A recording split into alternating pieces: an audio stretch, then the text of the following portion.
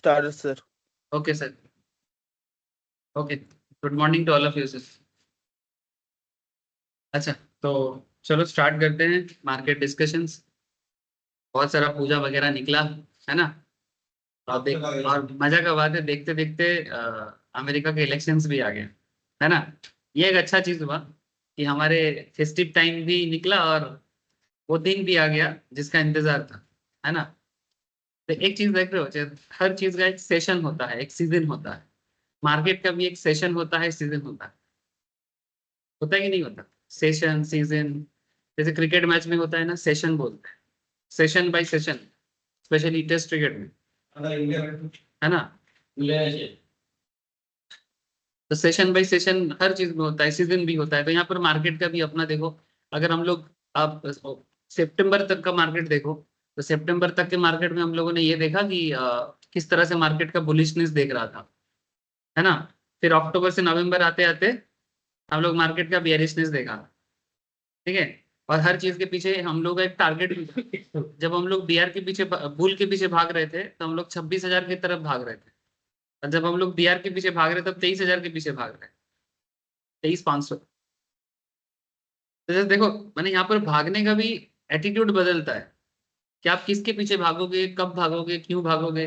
और बीच बीच में retrace back कब हो सकता है, जैसे बीच में थोड़ा सा रिट्रेस बैक दे रहा था 24 से 24, 200 300 के बीच में, है ना। मुझे याद है कि दिवाली के पहले जब हम लोग क्लास कर रहे थे, तो उस टाइम पे हम लोग एक दो दिन के लिए बुलिश थे, और एग्जैक्टली मार्केट बुलिश बिहेव किया था।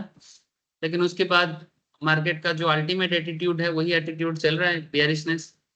तो जो मेन मार्केट का वीकनेस है, वही वीकनेस पे काम कर रहे हैं। चलो देखते हैं मार्केट का क्या स्थिति है और हम लोग कहाँ पर है। लास्ट दिन कमोडिटी मार्केट में हम लोग नेचुरल गैस पे बात किए थे, जो लोग कमोडिटी क्लास करते हो। और कमोडिटी में भी हम लोगों ने जैसा एग्जैक्टली डिसाइड किया था नेचुरल गैस पे, वो एग्जैक्टली वैसे ही बिहेव किया। मैं एक बार दिखा देता हूँ, क्योंकि ये ठीक है।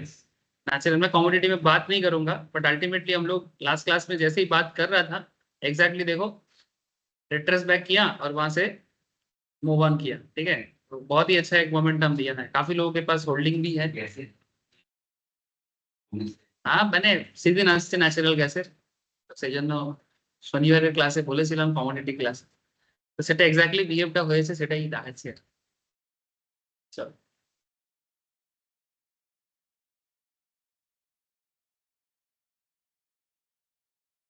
देखो। अच्छा, तो यहाँ सर पर कोई वेट कर रहा है। कोई वेट कर रहा है, कौन वेट कर रहा है? कोई तो है नहीं सर। सर ग्रुप में मैसेज आया है। ग्रुप में मैसेज आया नहीं सर, वो पहले ही आया था, मोनोजीत का मैसेज।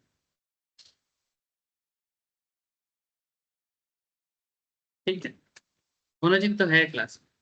यस। अच्छा, सो कहीं ना कहीं निफ्टी के ऊपर थोड़ा सा ध्यान बढ़ाते हैं सर, कि निफ्टी अभी अपकमिंग कुछ दिनों में कैसा बिहेव करेगा या कर सकता है। और करेंटली जो बिहेव निफ्टी कर रहा है, क्या ये बिहेव सही है? सर ये मार्केट का वीकनेस का बिहेव है, आप देख सकते हो। फ्रॉम 27 सितंबर के बाद से मार्केट में लगातार जो डाउनफॉल या वीकनेस मार्केट दिखा रहा है, एकदम सही है। और हम लोगों का मार्केट एनालिसिस भी क्लास बाय क्लास वीकनेस के तरफ ही रहा है। बस बीच बीच में जो रिट्रेस बैक किया है, वो रिट्रेस बैक भी हम लोगों ने देखा है।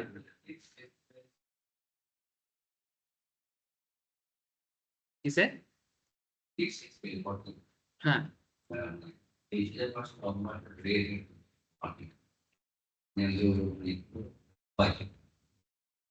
23,500 पे নেক্সট এক্সপায়ারি। আগে গ্যাপ আপ দিয়েছিল, তারপর একটা গ্রেড পরবর্তী করে এত তো নামি দেখছি দাদা, পেনটা নিয়েছি।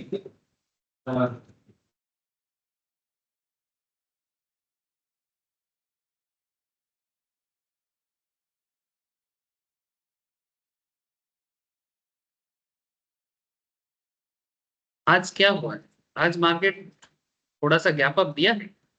একটু বেশি গ্যাপ आज तो 5 तारीख ना, 5 तारीख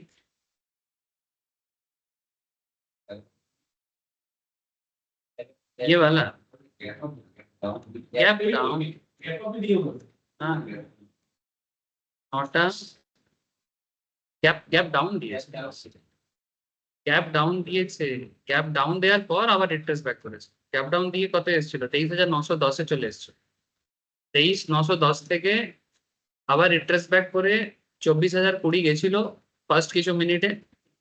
आफ्टर दैट আবার ওই মোটামুটি 23,930 रेंजे घोराफेरा করছে। अभी इसका मुझे जितना लग रहा है सर, अभी रेंज बाउंड रहेगा, range bound in the sense with in 24 के बीच में रहेगा, विद इन 24 के बीच में रेंज बाउंड होगा, मैंने 24 तक कोशिश करेगा, 970, 980, 990 तक जाएगा, फिर 990 के आसपास जाने के बाद वापस रिट्रेस बैक करेगा, ऐसे चलता रहेगा थोड़ा सा। अगर मानो कि 970, 80 क्रॉस करने में उसको दिक्कत हो रहा है, तो इन दैट केस वो थोड़ा और करेक्शन का चांसेस हाई है। आई थिंक आज भी हो सकता है या कल भी हो सकता है। हाँ एग्जैक्टली, वोट का इम्पैक्ट ही है ये इलेक्शंस का टाइमिंग ही है, ठीक है। ये अमेरिका में जो इलेक्शंस है, ठीक है, ये देखो यूएस में जो प्रेसिडेंशियल इलेक्शंस है उसी का इम्पैक्ट है। वही मैं सुबह भी बोला आप लोगों को कि Nifty witness strong cell of, even मैं लास्ट एक हफ्ते से बोले जा रहा हूँ, 2 हफ्ते से। ये अभी मार्केट में आप लोग अगर बने, आप लोग अगर लॉन्ग खेलते हो, लाइक बाई करके सेल करना पसंद करते हो, तो ये मार्केट अभी ऑब्जर्वेशन के लिए ही है, ठीक है। अभी आप लोग ज्यादा माने पोजीशन लेके मस्ती नहीं करना चाहिए, ठीक है। स्पेशली कम से कम बुल साइड में तो मार्केट है नहीं, तो बुलिशनेस तो एकदम उम्मीद नहीं करना चाहिए। हाँ, जब मौका मिला था बीच में दिवाली से पहले थोड़ा सा रिट्रेस बैक का हल्का हल्का मौका था उस टाइम पे, 100-150 पॉइंट मैक्सिमम, इससे ज्यादा नहीं। तो उस टाइम पे हम लोगों ने क्लास में बात किया था, वो दिन में तो परफेक्टली हुआ था जैसा बोला गया था। लेकिन ओवरऑल मार्केट वीकनेस है, तो इस टाइम पे ज्यादा बुल खेलना नहीं चाहिए, ठीक है। सर ये कब तक चलेगा सर, ये आज यूएस में इलेक्शन है, तो अभी तो हम लोग यहाँ पर सुबह है तो वहां पर रात है, तो जैसे ही हमारे यहाँ पर थोड़ा शाम होगा तो उधर सुबह होना चालू होगा, तो उसके बाद वहां पर वोटिंग स्टार्ट हो जाएगा। तो जैसे हाँ, तो इसका इम्पैक्ट सर, अभी इलेक्शंस होगा, इलेक्शंस के बाद आउटकम आएगा, तो मार्केट बहुत ज्यादा वोलेटाइल रहने वाला है, ठीक है। Volatile as well as weak, ठीक है, वीकनेस के साथ। अभी इसके बाद वोट आएगा, फिर अगर ट्रम्प आता है, मैं आपको बोलता हूँ, ये मेरा पर्सनल मानना है कि अगर ट्रम्प जीतने का चांसेस बढ़ता है, तो ये इंडियन मार्केट के लिए एक सुखद बात है, क्योंकि ट्रम्प ना प्रो इंडिया है, ठीक है। नॉर्मली अमेरिका ना थोड़ा सा दोगलापन करता है, पर ट्रम्प ना ओपनली थोड़ा प्रो इंडिया कॉन्सेप्ट में बात करता है, प्रो इंडिया, प्रो हिंदू, ठीक है। यहाँ पर इसका मतलब ये नहीं कि एंटी मुस्लिम बात हो रहा है, ठीक है, प्रो हिंदू भी है वो। सर लेकिन जो नीति है सर, वो तो सर नुकसान करेगा, टेरिफ बढ़ाएगा, क्या करेगा, टेरिफ बढ़ा देगा मतलब। हाँ तो बढ़ाने में क्या दिक्कत है, इनकम टैक्स भी तो हटाएगा, बात किया है, इनकम टैक्स हटाएगा, उन लोग अपने कंट्री में टैरिफ बढ़ाएगा। तो सर एक एक्सपोर्ट ही तो होता है यूएस में, अगर उसी में टेरिफ लग जाएगा तो हमारे ही नुकसान।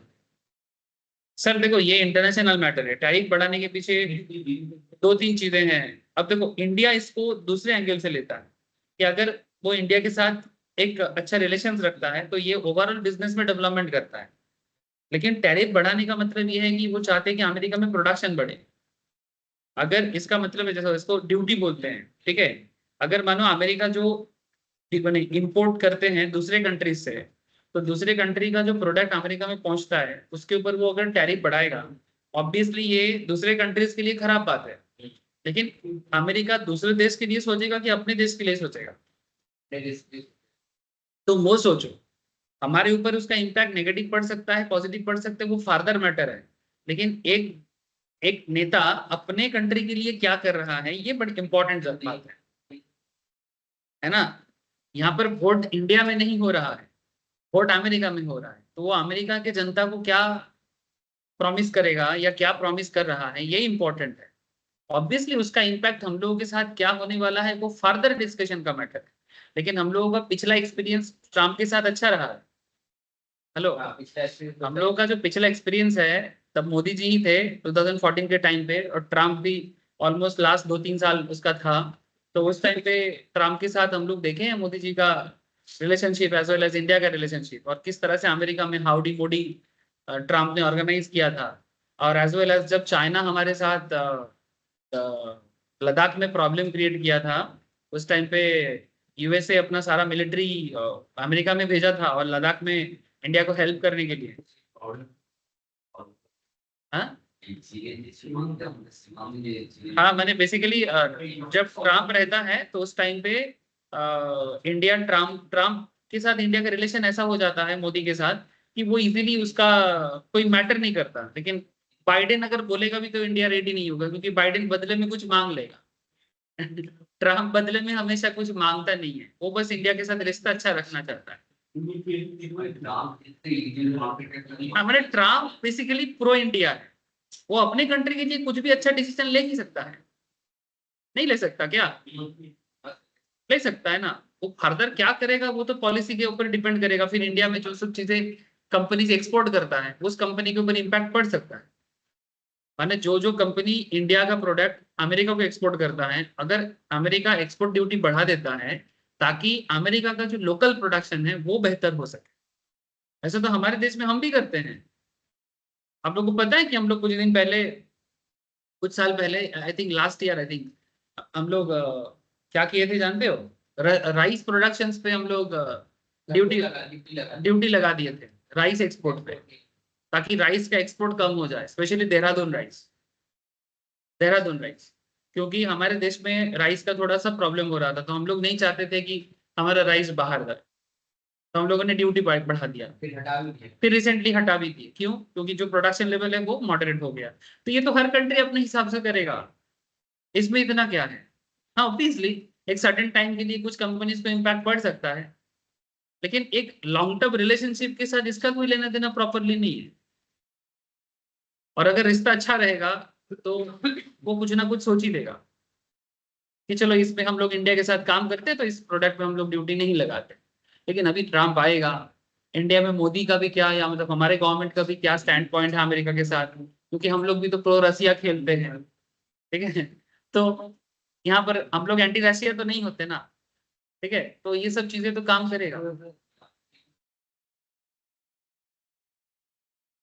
आईटी कंपनी का बेनिफिट, ट्रम्प नॉर्मली देखो, ट्रम्प ना बार बार एक ही चीज बोलते हैं कि वो अमेरिकन लोगों को जॉब देना चाहता है, ऐसा वो बार बार बोलता है, ठीक है। तो प्रॉब्लम है कि बोलना एक चीज होता है, वो इलेक्शन से पहले हमारे यहाँ पर भी नेता लोग कुछ ना कुछ बकता रहता है कि हम आएंगे तो ये करेंगे, आएंगे तो वो करेंगे, ठीक है। तो वैसा वहां पर भी चलता है, लेकिन आखिर में क्या होगा वो तो करंट डिमांड सप्लाई सिचुएशंस पे डिसाइड होगा। जैसे अमेरिका में आईटी जॉब का जो मार्केट है, ठीक है, तो हमारे इंडियंस लोग काफी उधर काम करते हैं और बंगालीज तो भर भर के हैं। इसका सबसे बड़ा प्रमाण क्या है जानते हो? कि बंगालीज भर भर के हैं। इस बार जो अमेरिका में इलेक्शंस हो रहा है उसमें एशिया का 4 लैंग्वेज को रखा गया है। एशिया से माने इलेक्शन सेंटर में आप जाओगे तो आपको एशिया का 4 लैंग्वेज का हेल्प मिलेगा, ठीक है। उसमें एक चाइनीज है, एक कोरियन है, ठीक है, और तीसरा थाई है, और हमारे बंगालीज हैं इंडिया से। हिंदी या पंजाबी ऐसा कुछ नहीं रखा, बंगाली को रखा गया, ठीक है। बिकॉज बहुत सारे बांग्लादेश के लोग और बहुत सारे वेस्ट बंगाल के लोग अमेरिका में काम करते हैं। तो अगर आप उधर जाओगे अपने बुजुर्ग माता पिता को लेके, जो लोग उधर काम करते हैं, तो वहां पर सेंटर में जाकर अगर वो बांग्ला में बात करेगा कि आमी भोट दीते चाই, आमी কিভাবে দেবো, वो यदि बांग्लाয় बोले तो वहां पर अमेरिका में वॉलेंटियर्स लोग ऐसे ही रखा गया है ताकि बंगालीज को कोई दिक्कत ना हो। तो ये बहुत बड़ी बात है सर, एक कंट्री के लिए, और कितना सारा लोग उधर काम करते हैं उनके लिए एक बहुत ही एक प्राउड का भी मैटर है। ज्यादातर टी-शर्ट पीछे की तस्वीर में सिर्फ बंगाली भी देखा हूँ, ज्यादातर लोग अच्छी साइंटिस्ट वगैरह बहुत लोग जाते हैं उधर, ठीक है। तो अमेरिका में इतना संख्या में बंगालीज रहते हैं, बांग्लादेशी एज वेल एज इधर के, तो उसके कारण में ऑटोमेटिकली उनको रखना पड़ा। चाइनीज भी काफी काम करते हैं तो इसलिए चाइना भी रखना पड़ता है। थाई के लोग भी है, कोरियंस भी हैं, इसलिए रखा है, ठीक है। देखो मैं बोला था रेंज बाउंड होगा, रेंज बाउंड ही चल रहा है, देख पा रहे हो। 24 तक जाएगा और फिर रिट्रेस बैक करेगा, यही तो बोला, वो भी ऐसे ही बोला। और उसके साथ तो आप लोग उसके साथ साथ मैं आप लोगों के साथ अमेरिका का बात कर रहा हूँ और वो मार्केट अपना खेल खेल भी रहा है। मार्केट रेंज बाउंड होगा, मैं बोल दिया था साइकोलॉजिकली। देखो पूरा रेंज बाउंड ही चल रहा है। বলছি বলছি সব বলছি, থামো। আমাকেও তো দেখতে দাও। অ্যাকচুয়ালি যে পড়াতে পড়াতে যেটা হয় না, এটা অ্যাকচুয়ালি আমি সাইकोलॉजीটাকে বোঝার চেষ্টা করি।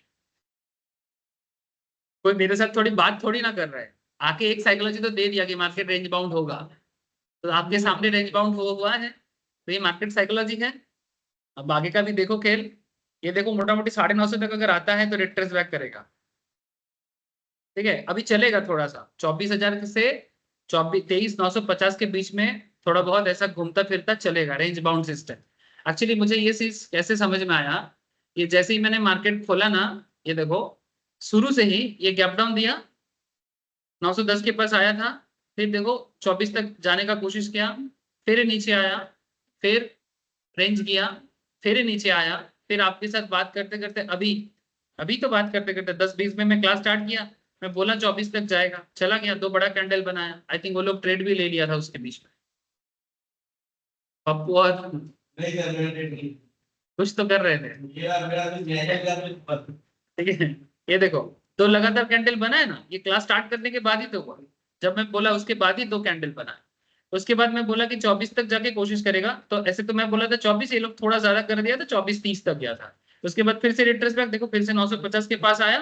अब यहाँ पर तुम लोग ख्याल करते रहो, देखना यहाँ से फिर से रिट्रेस बैक करेगा, चांसेस इज वेरी हाई कि यहाँ से रिट्रेस बैक करेगा। ऑलरेडी 950 टच करके एक बार चला गया, ठीक है, तो यहाँ से फिर से एक बार रेंज बाउंड होने का हाई चांसेस। मैंने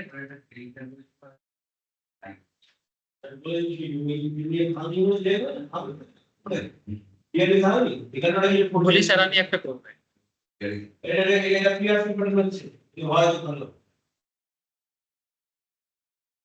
ऐसे तो तुरंत नहीं उठेगा, यहाँ पर थोड़ा बहुत ऐसे ऐसे चलेगा, ऐसा ऐसे चलते चलते चलते चलते फिर यहाँ तक जाने का एक कोशिश करेगा, इस तरह का पैटर्न बनेगा। क्या मार्केट बात करता है हम लोगों के साथ? सर जैसे घर पे तोता पोसने से तोता बात नहीं करता, मार्केट भी बात करता है, अगर थोड़ा सा माने मार्केट के साथ रहा जाए। অনেক কিছুই কাজ করছে না, এই যে মর্নিংটা হলো যে লাল মিনিট মানে এই ডিপার্টমেন্ট কন্ট্রোল নিয়ে যদি আপনি ক্যান্ডেল ফলো করেন, ঠিক আছে, 1 মিনিট হোক আর 5 মিনিট হোক, যখন মোমেন্টাম থাকবে কোনো কিছু কাজ করবে না, এই দেখো এটা পারফেক্ট কি ইভিনিংটা কত করেছে, তারপর উপর ইয়ে করে পিয়াস করে বিক্রি যায়। देखो ये अभी कुछ देर तक चलेगा रे बाबा, कुछ देर तक साइडवेज ऐसे होगा, उसके बाद उठेगा, ऐसे थोड़ी है। अब देखो ना, जब जब गिरा है तुरंत थोड़ी ना उठ जाता है, थोड़ा सा तो समय तो लेता है। कभी कभी अगर मार्केट में अचानक से पैसा घुसता है वो अलग बात है, लेकिन थोड़ा बहुत वो यहाँ पर रेस्ट करेगा, रेस्ट करके थोड़ा सा जमा करेगा, फिर जमा करके फिर उठेगा। लेकिन जोन बना लिया हमने, शॉर्ट टर्म सपोर्ट 950 में और शॉर्ट टर्म रेजिस्टेंस 24,000, ये करंट सिचुएशन है अभी का, ठीक है। हाँ 50 পয়েন্টের ওঠানামা এখন একটু করবে।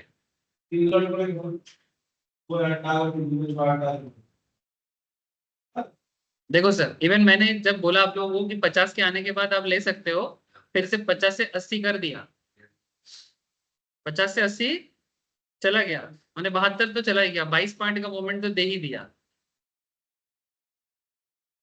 तो पता नहीं, जब भी रोज मार्केट खुलते कुछ ना कुछ होता रहता है। हाँ 23,000 23,900 কল অপশন, হ্যাঁ এটিএম হবে, আইটিএম হবে, तो प्रीमियम का देखिए, प्रीमियम का चेंजेस देख लीजिए।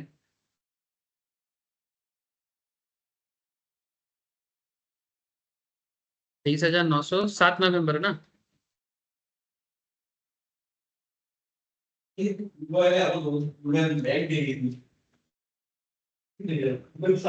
देखो ये लास्ट जब से हम लोग 10-20 से बात कर रहे हैं, प्रीमियम देखो जब हम लोग 10-20 में ओपन किए क्लास, 10-15-20 में, तब 217-220 में चल रहा था, 220 से 260 चला गया सर, वो जो हुआ था मैंने 24 तक गया था, तो 60% में मूवमेंट दिया था। और अभी जो रिसेंटली हुआ है इसमें यहाँ पर जो थोड़ा सा रिट्रेस बैक किया ना, अभी जो हुआ है ये रहा सेकंड, ये निफ्टी है। अच्छा यहाँ पर देखो सस्टेन नहीं किया, थोड़ा सा और नीचे आ गया 70 के बाद, ये नया जोन एक बनाएगा अभी मोटा मोटी। यहाँ पर ये जो एक छोटा सा कैंडल यहाँ पर जो ग्रीन कैंडल बनाया मैंने फ्रॉम 50 के बाद जो 72 तक गया था 22 पॉइंट का, उसी मोमेंट में यहाँ पर आपका कितना गेन हो सकता था। मैंने एक कैंडल पे जो लोग स्कल्पिंग कर रहा है वो लोग भी यहाँ पर देख सकते हो आप, इस पॉइंट पे 217 से 228, 10%, 10 से 11%, 10 से 11 बने 25 बने एटलीस्ट, तो 250 कितना मिनट में हुआ है, 1 मिनट में। ठीक है, तो होता ही है। ठीक है, थोड़ा वेट करो, देखो अभी दोजी बना रहा है, दोजी स्पिनिंग का बना रहा है, इधर सॉरी इधर देखो, ये आपका निफ्टी है, यहाँ पर एक हरामी क्रिएट कर रहा है। तो मैं बोला ना ये तुरंत नहीं जाएगा, वो वहां पर थोड़ा खेल खेलेगा, डराएगा थोड़ा सा, है ना। डराने के बाद एक्चुअली मजा क्या है, अब इसमें RSI लगाओ, ठीक है, और MACD भी लगाओ। देखो RSI आपको थोड़ा लोभ दिखाता है, अरे बहुत नीचे आ गया, 30 के नीचे आ गया, ले लेते हैं। लेकिन ज्यादा कंफर्मेशन पाने के लिए और थोड़ा रिस्क को कम करने के लिए MACD लगा दीजिएगा, क्योंकि MACD ना आपको थोड़ा सा लेट बताता है, लेकिन लेट बताना कई बार क्या होता है, मैक्सिमम टाइम पे अच्छा भी होता है। प्रॉब्लम क्या है ना, हम लोग ज्यादा प्रॉफिट के बारे में सोचते हैं, अरे सर जितना आपको मार्केट देता है रिटर्न वो क्या कम है। अगर 1 मिनट में अपने 200 टका भी कमा रहे हो, कमती है क्या? 100 रुपया भी कमाते हो 1 मिनट में, कम है क्या? अगर 100 में से 50 टका ब्रोकरेज भी दे देते हो तो भी 50 टका 1 मिनट में कम है क्या? लेकिन हम लोग को लगता है भाई हम तो 500 कमा सकते थे। ठीक है, तो अगर तुम RSI चेक करोगे तो RSI यहाँ पर देखो 30 तक तो नहीं आया, बट क्योंकि रेंज बाउंड है 30 से 40 के बीच में था, तो कहीं ना कहीं इस पॉइंट पे देखो RSI, ये इसी में मैं बोल रहा था ना, तो इस पॉइंट पे देखो RSI यहाँ पर थे, मैंने अप्रोक्स 40 के आसपास, तो थोड़ा सा और वेट किया जा सकता था। और तुम MACD को देखो तभी भी डाउन साइड में ही है, जब यहाँ पर RSI 40 में है, MACD तब भी डाउन साइड में है ना। मैंने ये MACD सिग्नल लाइन से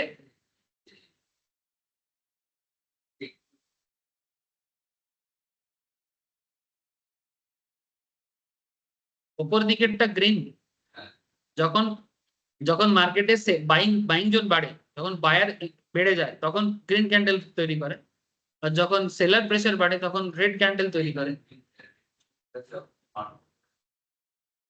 এইটা এটা এটা এটা এটা হচ্ছে একটা জিনিস খেয়াল করে দেখুন, এই যে রেড ক্যান্ডেল গুলো যখন ছিল, এইখানে যে রেড ক্যান্ডেল গুলো আছে বা এইখানে যে গ্রিন ক্যান্ডেলের হালকা হয়েছে, এটার মানেটা হচ্ছে কি বাইং প্রেসার কমছে আর সেলিং প্রেসার বাড়ছে, তবে তো গ্রিনটা হালকা হয়েছে। তো যখন থেকে গ্রিন হালকা হয়েছে তখন থেকেই তো মার্কেট পড়েছে, আর যখন থেকে রেড আরো ডিপ হয়েছে তখন তার মানে মার্কেট খুব ভালো রকম সেলিং প্রেসারে গেছে।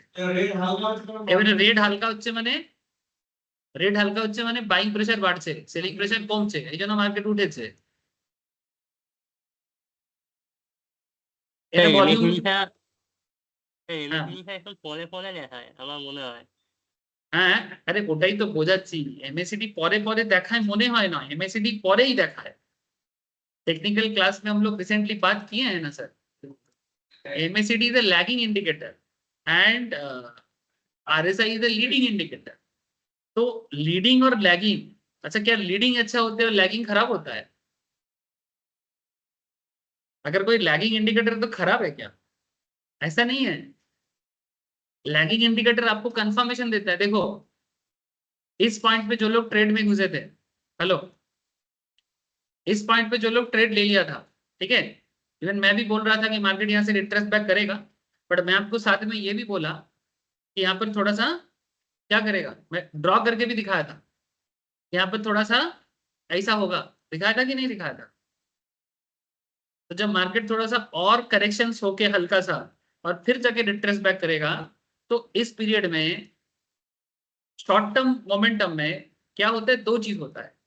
अगर कोई इस पॉइंट पे ट्रेड ले लेता है, इसका दिक्कत यही है कि वो RSI को तो देख लिया कि चलो RSI थोड़ा 40 या 40 के नीचे हल्का सा है, ले लेते हैं, लेकिन क्या है ना, इस टाइम पे MACD आपको सपोर्ट नहीं कर रहा है, क्योंकि उस टाइम पे तभी भी रेड जोन मार्केट में स्ट्रॉन्ग हालत में है। तो इसका मतलब है कि अगर आप सिर्फ RSI में जा रहे हो और MACD अभी भी आपको सपोर्ट नहीं दे रहा है, तो आपको थोड़ा वेट करना चाहिए।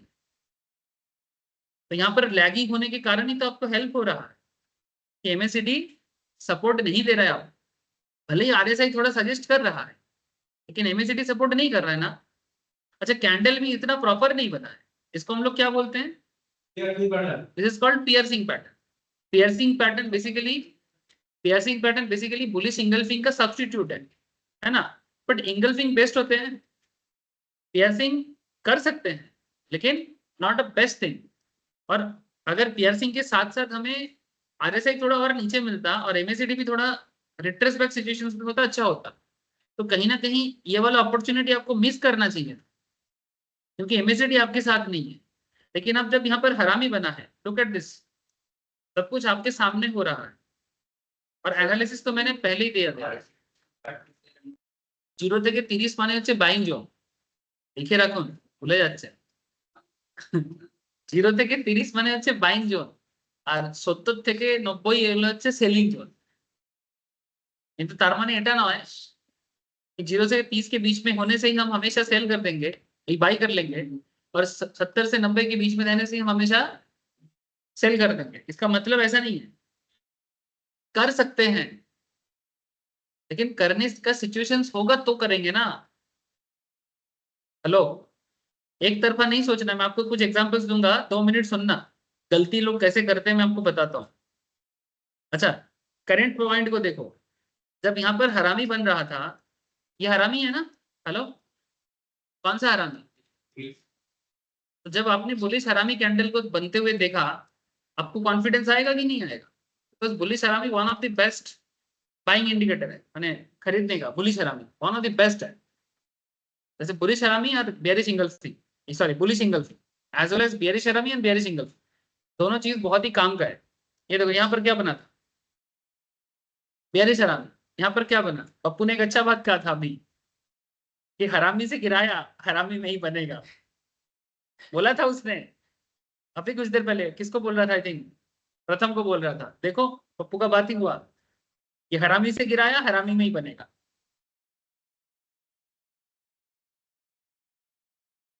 ठीक है, सो कहीं ना कहीं यहाँ पर जब हरामी बना, यहाँ पर जब हरामी बना और हरामी बनने के बाद आप एक चीज देखो, रेड का माने वॉल्यूम साइड देखो, जो बियरिश वॉल्यूम था वो धीरे धीरे कम होने लगा, और जब से ये कम होने लगा आपका एमएसीडी लाइन भी चेंज होने लगा, है ना।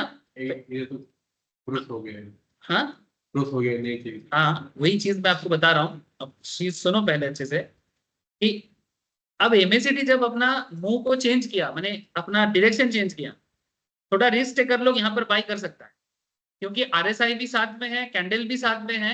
और अगर आप रिस्क टेकर हो तो जब एमएसीडी अपना सेंटीमेंट को चेंज किया है, माने टुवर्ड्स सिग्नल लाइन की तरफ है, तो जो रिस्क टेकर है वो ले सकता है, रिस्क टेकर ले सकता है।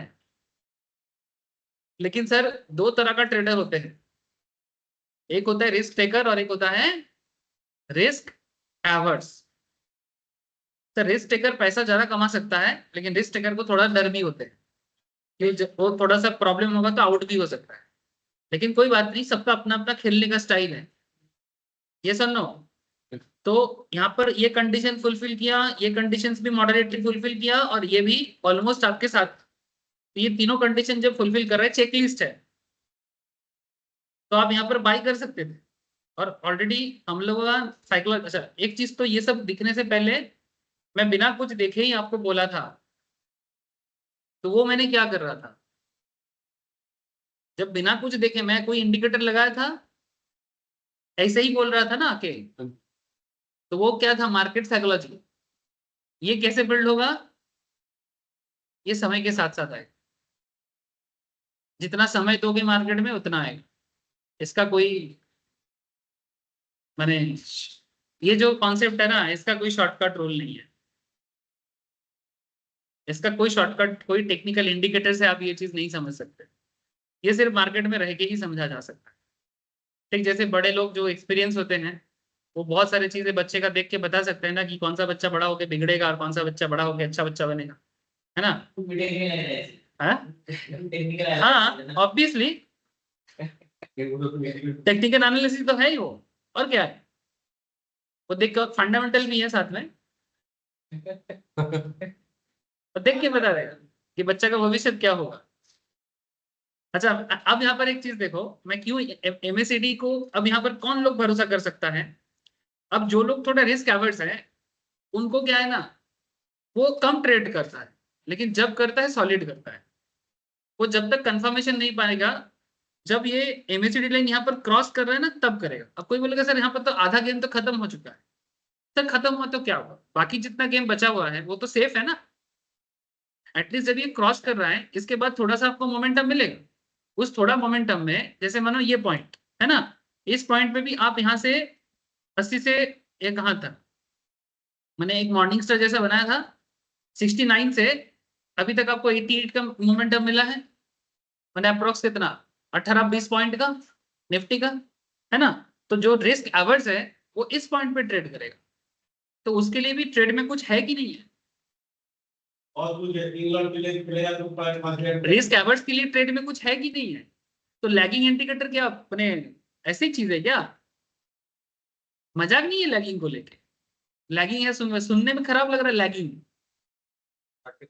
लेकिन वो आपको रिस्क से बचाता है।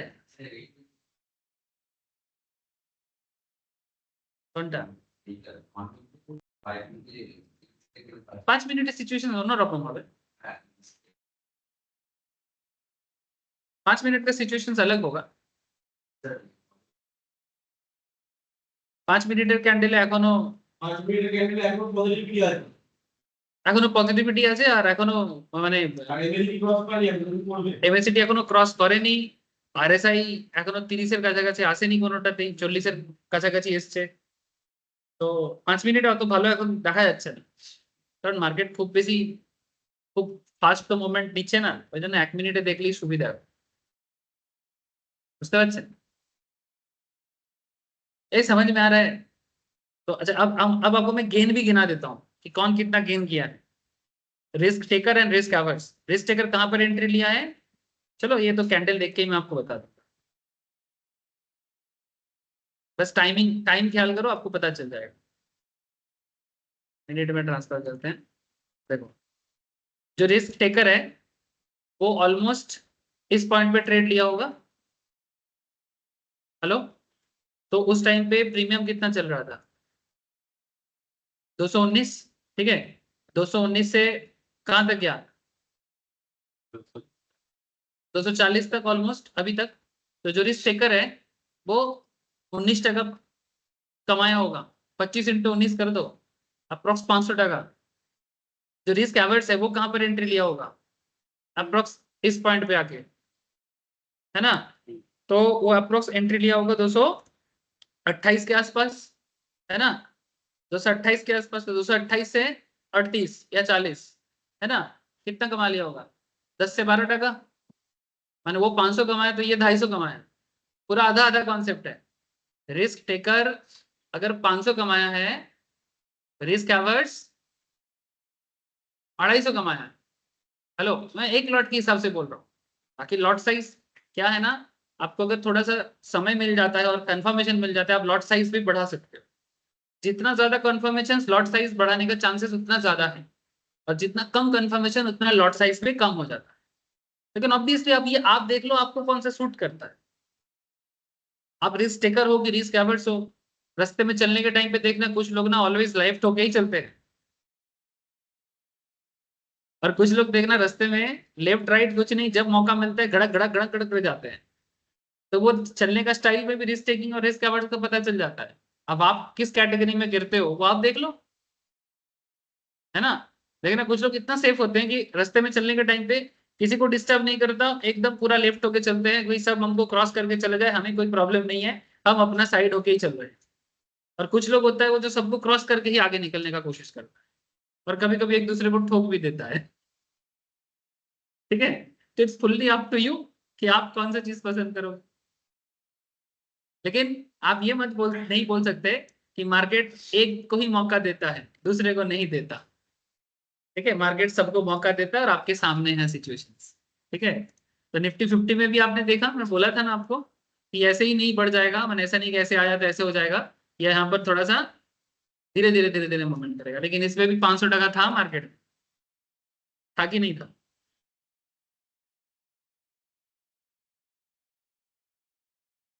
कोई बात नहीं, बात पैसा लगाने का नहीं है, ये जो सीख रहे हो ना इस चीज को दिमाग में भरने का है। और रोज अगर एक ही चीज 99% केस में रेडी हो जाता है और मैंने काम करता है तो आपको कॉन्फिडेंस आ जाएगा। ये ऐसा थोड़ी है कि आप आज हमारे पास पढ़ने आए मेरे सामने से 500 टका कमा के देके जाओगे तो आप 500 टका जिंदगी भर वो रख पाओगे, ऐसा थोड़ी है। आप अगर मैंने स्मार्ट हो तो आप बैठे बैठे कमा लोगे, लेकिन आप किस चीज के लिए आए कि ताकि लाइफ लॉन्ग आप 500, 1000, 5000, 5 लाख जो भी है एज पर योर कैपेसिटी आप कमा सकते। तो वो कॉन्फिडेंस आपको मिल रहा है कि नहीं, यही इंपॉर्टेंट। ठीक है, कोई अभी 500 कमाया नहीं कमाया डजेंट मैटर, लाइफ लॉन्ग क्या करोगे वो मैटर है। उस चीज के लिए साइकोलॉजी को समझना, ट्रेड का लीडिंग लैगिंग मैटर को समझना जरूरी चीज है। ठीक है, समझ में आ रहा है? ए मनोजीत, বুঝতে পারলে এমএসিডির কাজটা কোথায় তাহলে? হ্যাঁ হ্যাঁ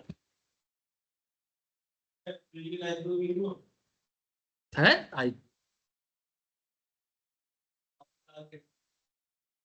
स्विगी स्विगी हाँ नहीं है ना, नहीं है ना, नहीं है ना। मिलेगा सर।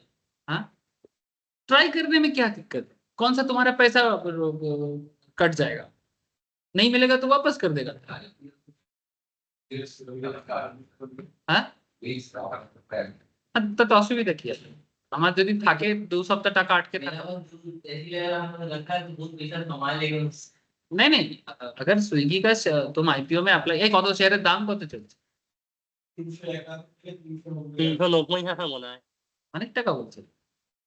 হ্যাঁ অনেক টাকা দাম, 380-90 আছে।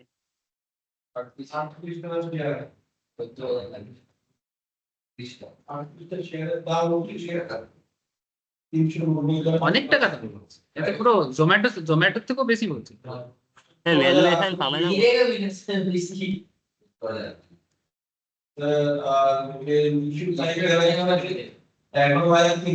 সুইগির নাম কি? সুইগি নামই আছে?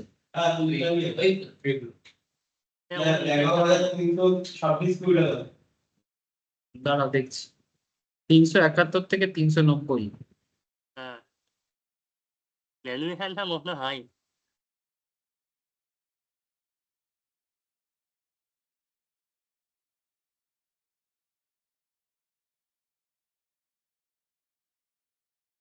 $11,327 কোটি টাকা চাইছেন। হ্যাঁ না, সুইগি বেকার, করো না। হ্যাঁ সুইগি পরে আরেকটা আছে ওইখানে। ना स्विगी स्विगी करो ना। ये देखिए इसका क्या प्रॉब्लम क्या है कि 11,327 करोड़ रुपया ओवरऑल इसको चाहिए, उसमें से 4,000 करोड़ बिजनेस में लगेगा, बाकी 7,000 करोड़ तो ये जो पुराना लोग है उनको देगा। ठीक है, तो तुमसे पैसा लेके दूसरे को बांटे। ठीक है, मैंने जो पुराना शेयर होल्डर है उनको देगा। ऑफर फॉर सेल माने पुराना लोग निकलेगा, उनके लिए पैसा कलेक्ट करना है इसको। ये इसको इसको आने दो, ये आने के बाद ना अभी डाउन साइड में है ना मार्केट। ठीक है, अब ये अगर आने के बाद ना थोड़ा सा करेक्शन होगा तब ले ले। ऐसे स्विगी लॉन्ग टर्म के लिए अच्छा है, जोमेटो स्विगी जैसे बिजनेस लॉन्ग टर्म के लिए अच्छा है। अगर सस्ता में कभी भी मिल जाए मार्केट करेक्शंस पे कभी भी मिल जाए, अगर मानो मार्केट 23,000 में आ जाता है और ये सब भी गिर के 350 से 200, 250 में आ जाता है, छोड़े ना मत। क्यों? क्योंकि इसका बिजनेस का जो ओवरऑल कॉन्सेप्ट है ना, अपकमिंग 5 साल 10 साल में ये बहुत कुछ करने वाला है। और एक प्रॉब्लम क्या है इसका कि ये प्रॉफिट अभी तक नहीं किया है। ठीक है, सो मुझे लगता है कि उस तरह का गेन होने का चांसेस नहीं है। ऐसे मुझे आप लोगों ने बोल के मैंने देखा, लेकिन क्या ये बोल रहा था, मनोजीत बोल रहा था कि उसके नीचे অনেকটা আছে দেখুন। কি আছে এইটা? হ্যাঁ ওপরেরটা, হ্যাঁ Acme solar, Nibha Bupa health insurance, না না ওপরেরটা। এইটা হ্যাঁ হ্যাঁ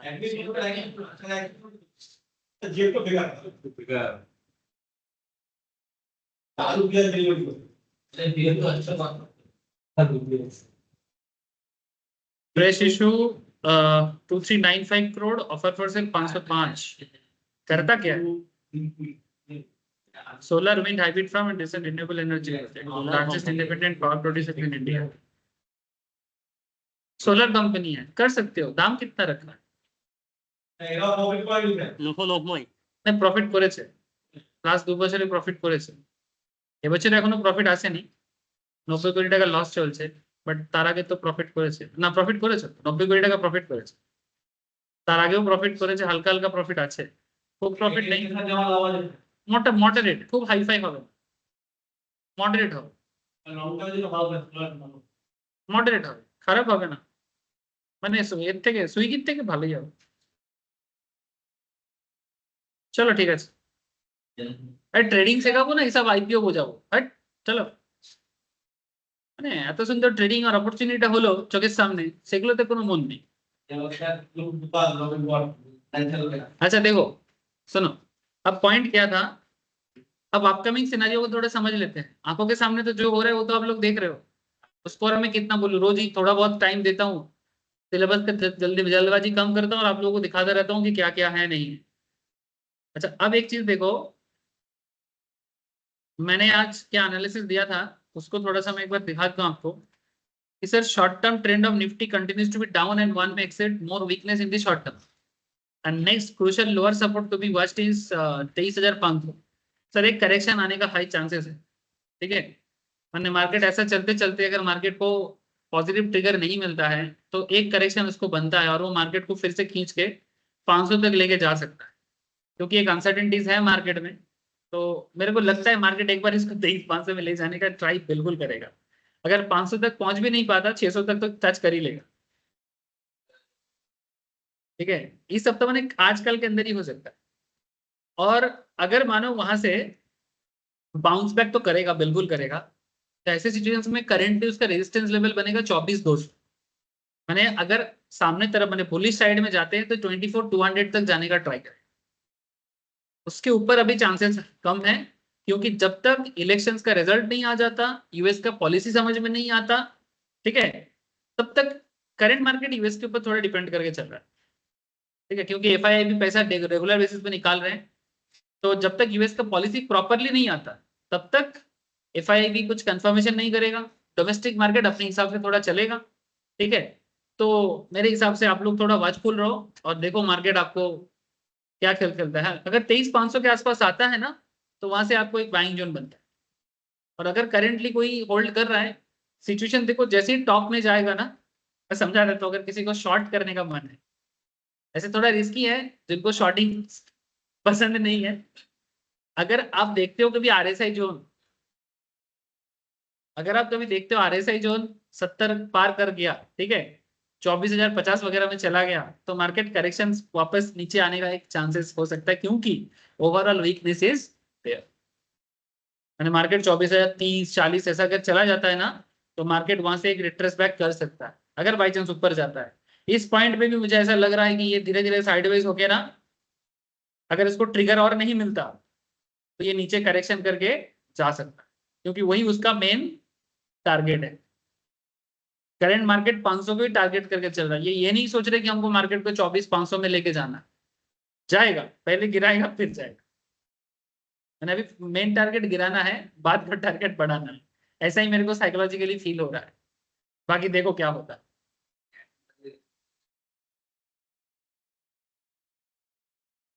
রেজিস্ট্যান্স তো 24,200 পর্যন্ত দেখতে পাচ্ছি, তো যদি মার্কেট পড়ে 24,200 পর্যন্ত আবার যাবে, এখন পড়লে 23,500 কাছাকাছি মার্কেট যদি আসে 600 650 ওখান থেকে রিট্রেস ব্যাক করার চান্সেস হাই আছে, चांसेस वेरी लो, 23,500 के नीचे जाना बहुत ही लो चांसेस। 400 पॉइंट मैंने ऑलरेडी मार्केट वीक में है, 500 के नीचे जाने का मुझे चांसेस दिख नहीं है, 500 तक आएगा भी नहीं, पूरा नहीं आएगा, ऊपर से ही चले। मैंने एक्चुअली देखा गया है कि सर जितना वो मैंने हम लोग सोचते हैं पूरा नहीं आता, उससे पहले ही थोड़ा वो रिट्रेस बैक कर लेता है। পোর্টফোলিও পোর্টফোলিও নিয়ে তো ভাবছেন কেন? পোর্টফোলিও তো বিক্রি করার জন্য নেই, তো হোল্ড করার জন্য আছে। তো মার্কেটকে এখন আই থিঙ্ক এখন আপকামিং 3-4 মাস পোর্টফোলিও একটু খারাপ দেখতে লাগবে, टेंशन করবেন না। पोर्टफोलियो जब 26,000 पे पहुंच गया था तब तो अच्छा ही दिख रहा था। हाँ सर एकदम मस्त তখন শেয়ারের দাম বাড়াচ্ছে, তখন নামছে শেয়ারের এক নাম, এটা কি দিকটা মানে মেসেজ হচ্ছে কিনা দিকটা না না, এটা নির্ভর করছে আপনি পোর্টফোলিওতে কি কি হোল্ড করে রেখেছেন তার উপর। এবারে মার্কেট পড়লে যে আপনার পোর্টফোলিও পড়বে বা আপনার পোর্টফোলিও কিছুটা পড়তে পারে কিন্তু পুরো শেষ হয়ে যাবে এরকম তো হতে পারে না। এবারে নির্ভর করছে কি দেখুন মার্কেট পড়ছে কিন্তু সব সেগমেন্ট কি পড়ছে, সবকিছুতে পড়ছে না, সব পড়লে তো মার্কেট একদম তৈরি। এবারে আপনার সেগমেন্টটা যে সেগমেন্টে আছে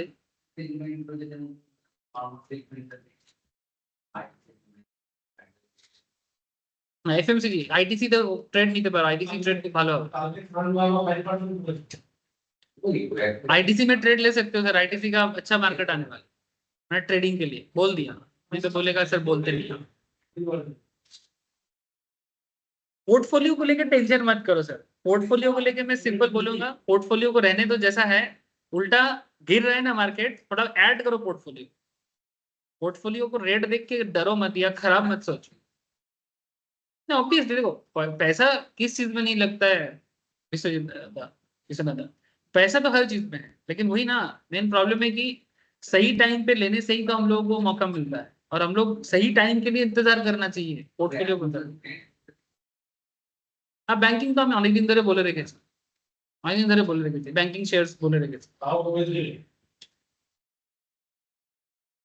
अच्छा टेक्निकल पे कुछ नया सीखोगे कि नहीं सीखोगे? আচ্ছা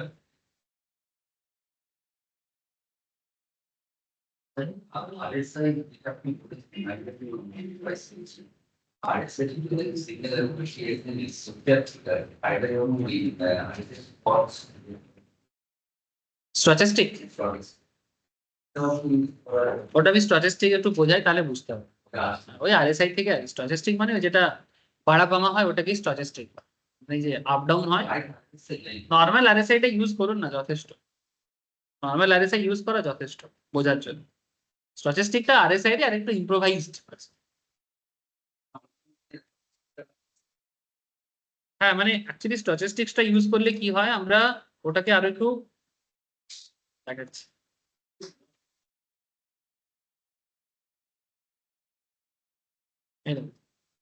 মানে এটা আপনাকে আরো একটু বেটার ভার্সন দেবে, মানে স্ট্যাটিস্টিক আরএসআই আপনাকে বাইং জোনটা বোঝাতে সুবিধা করবে।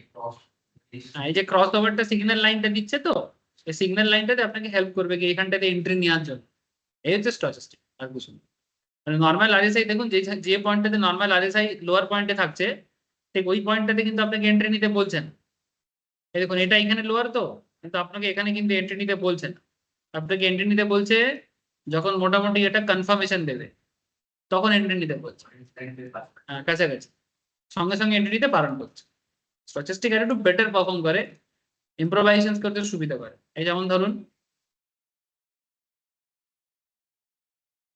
ইমেজির আলাদা বলছে হ্যাঁ হ্যাঁ ইমেজির একটু আলাদা বলছে ইন্ডিকেট করছে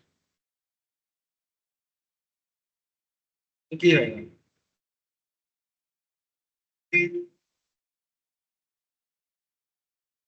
আপনি নর্মাল আরএসআইটা দেখুন তার সাথে সাথে ওটা দেখবেন একটু বেটার সিগন্যাল দেবে আর কিছু बेटर सही।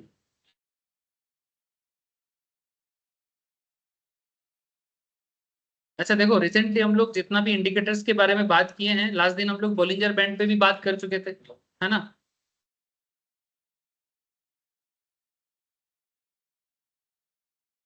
अब देखो आप लोगों को कुछ चेकलिस्ट के बारे में मैं धीरे धीरे अभी बात ऑलरेडी स्टार्ट कर दिया प्रैक्टिकली चेकलिस्ट दिखाना कि कैसे कैसे आप जब ट्रेड करोगे कैसे चेकलिस्ट चेक करना चाहिए। तो नॉर्मली ना टोटल 6 चेकलिस्ट आता है, लेकिन हम लोग अभी तक क्या क्या चीज ग्रैब किए हैं मैं आपको थोड़ा बताता हूँ। जब आप ट्रेड करते हो तो आपको कुछ कुछ चीजें सबसे पहले प्रॉपरली ख्याल करना चाहिए। देखो एक एक चीज में ग्रिप बनाओ और फिर सेकेंडली क्या करना है आपको ओवरऑल चेक करना है कि आपने जो सोच रहे हो वो सही कि नहीं। The indicator act as a tool which traders can use to confirm their trading decisions.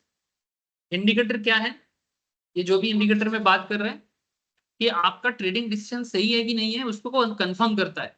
आप सोचते हो कि मुझे बाय करना है, लेकिन बाय करने को कंफर्म करने के लिए तो इंडिकेटर का यूज करना है। आप सोच रहे हो कि मुझे सेल करना है, लेकिन सेल करने को कंफर्म करने के लिए इंडिकेटर का यूज करना। And it is worthwhile to check what the indicators are conveying before placing a buy or sell order। ठीक है, so while the dependence on indicator is not as much, support resistance volumes or candlesticks point to be noted। Indicator में उतना भरोसा मत करना जितना भरोसा आपको करना चाहिए सपोर्ट रेजिस्टेंस में।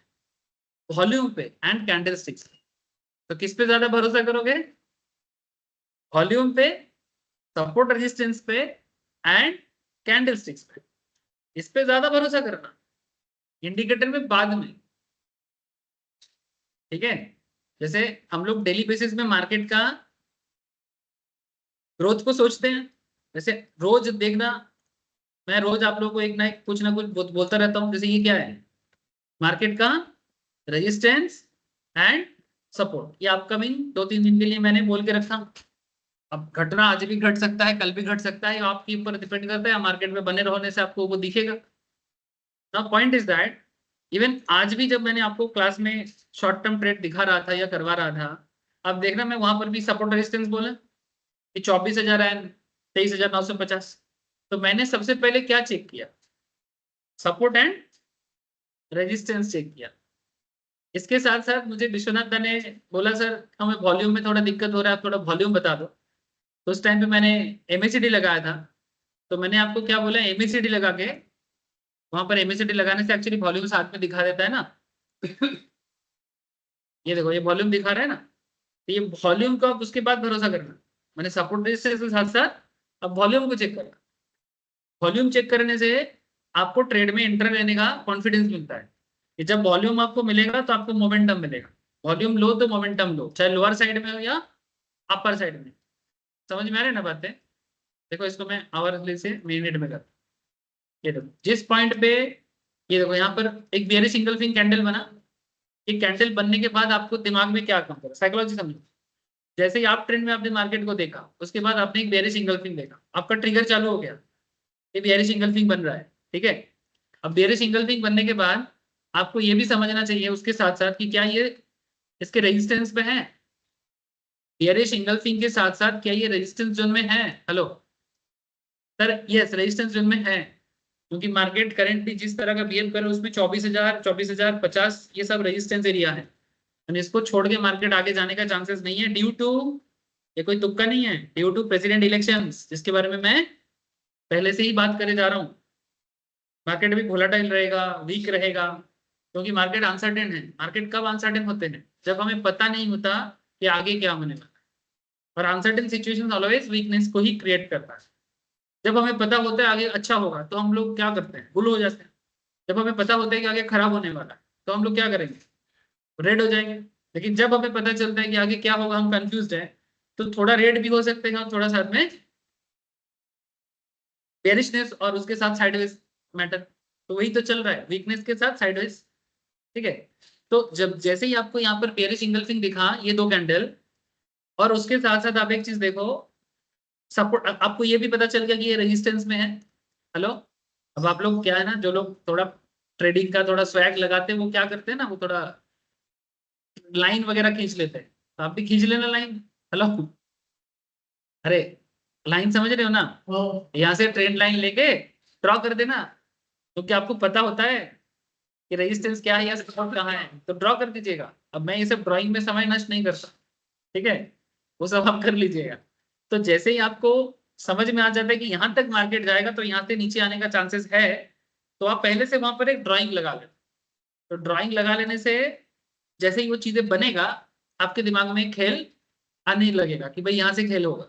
अब इसके बाद आप एक चीज और ख्याल करो, जब तक ये पॉजिटिव वॉल्यूम था तब तक आपका मार्केट बढ़ता गया, और जैसे ही ये नेगेटिव कैंडल बनना चालू हुआ, धीरे धीरे वॉल्यूम क्या होने लगा, गिरने लगा। हेलो, ठीक है। तो हम लोग अभी तक क्या क्या चीज पे बात किए, कैंडल पे बात किए। कौन सा कैंडल था, बेरिश हरामी, है ना। फिर हमने किस चीज पे बात किया, रेजिस्टेंस, और फिर हमने किस पे बात किया, वॉल्यूम। 3 चीज पे बात की। इंडिकेटर लगाए अभी तक? अभी तक कोई इंडिकेटर लगाए? एमएसीडी को छोड़ो, एमएसीडी को लगाया मैंने वॉल्यूम को देखने को। बात समझ में आया? तो आप क्या क्या चीज चेक करोगे ट्रेडिंग के टाइम पे, कैंडल, वॉल्यूम, सपोर्ट, रेजिस्टेंस, ये 3 पहले। ठीक है, सबसे पहले तो ऑब्वियसली कैंडल, वॉल्यूम एक्चुअली एक साथ देख लेते हैं लोग, जब यूज करते रहते हैं तो एक साथ ही देख लेते हैं। इसके बाद आपको कंफर्मेशन पाने के लिए इंडिकेटर का यूज करना है। मैंने सिर्फ RSI पे ही या MACD पे या फिर जो भी इंडिकेटर आपने सीखा उस चीज पे पहले ही पागल मत हो जाना। पहले आप नॉर्मल ये 3 चीजें देखना, उसके बाद आप बाकी इंडिकेटर के पीछे भागो। समझ में आया? इंडिकेटर से ट्रेड नहीं करते सर,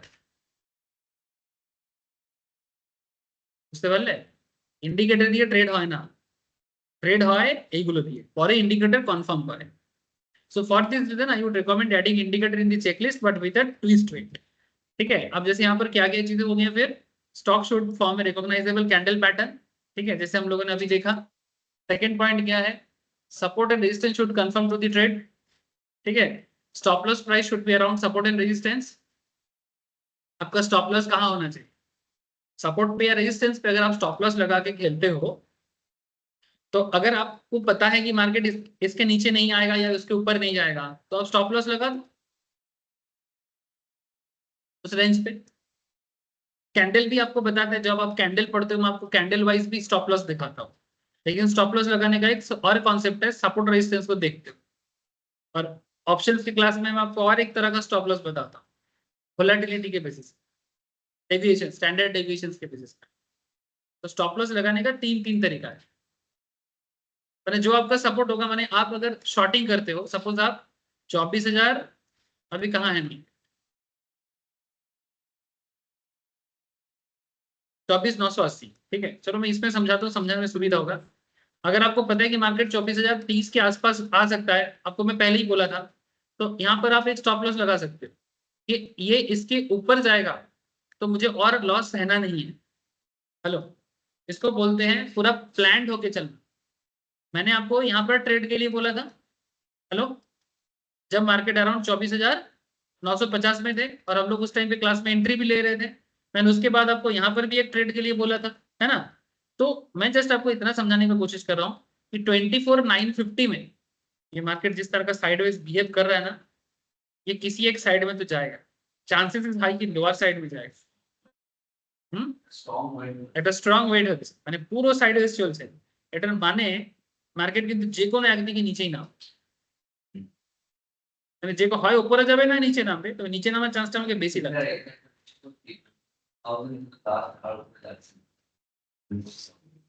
20 হ্যাঁ, ওইটাই জন্য তো বললাম রেজিস্ট্যান্স বানিয়ে রেখেছে। ঠিক আছে, মার্কেট নিচের দিকে যাওয়ার চান্সেসটাই বাড়ছে। এই দেখুন ভলিউম দেখুন আস্তে আস্তে যদি রেড সাইডে বাড়তে থাকে, অলরেডি রেডের দিকে এসছে, তাহলে জানবেন কি মার্কেট এখান থেকে আরো পড়ার চান্স আছে। কিন্তু এখন আপনাকে ডিসিশন নিতে একটু অসুবিধা হবে, ঠিক আছে, বিকজ এখন মার্কেট পুরো ইনডিসিশন সিচুয়েশনসে আছে। ঠিক আছে, আর এখান থেকে মার্কেট মোমেন্টাম ডাউন সাইডেই বেশি লাগছে। না না, আমাকে লাগছে আজকেই ফেলে দেবে, আমাকে তো লাগছে আজকেই ফেলে দিতে পারবে, মানে আজকে একবার মনে হচ্ছে আমাকে 700-500 নিয়ে চলে যেতে,